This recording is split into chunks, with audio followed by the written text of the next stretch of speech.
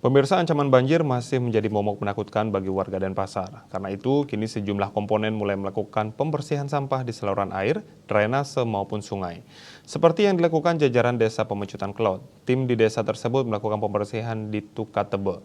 Kegiatan ini berupa pembersihan sungai, normalisasi aliran air, dan penanganan sampah.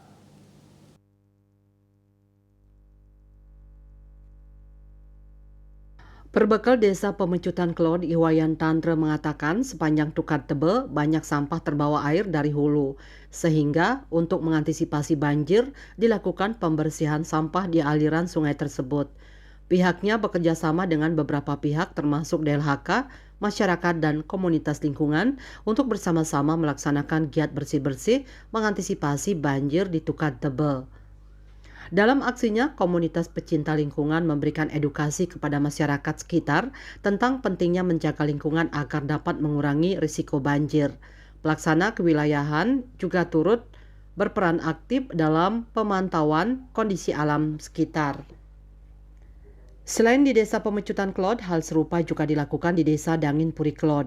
Perbekal Dangin Puri Kelod, Ima Desade mengatakan pihaknya berfokus pada antisipasi banjir seperti membersihkan saluran air dari sisa sampah organik maupun anorganik yang masih tercecer. Selain itu juga melakukan 3M+, yakni menguras tempat penampungan air, menutup tempat-tempat penampungan air, mendaur ulang berbagai barang yang memiliki potensi untuk dijadikan tempat berkembang biak nyamuk Aedes aegypti penyebab demam berdarah atau DBD.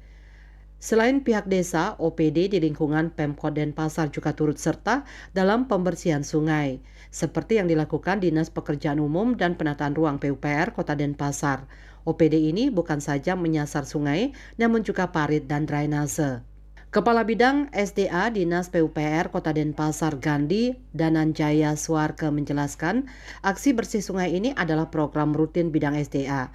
Petugas setiap hari menyasar beberapa lokasi sungai, parit atau drainase di Kota Denpasar. Adapun jenis kegiatan yang dilakukan pada pembersihan sungai meliputi pengambilan sampah dengan jaring sampah, penggelontoran serta juga pengerukan sedimentasi sungai. Asmara Putra, Bali Pos.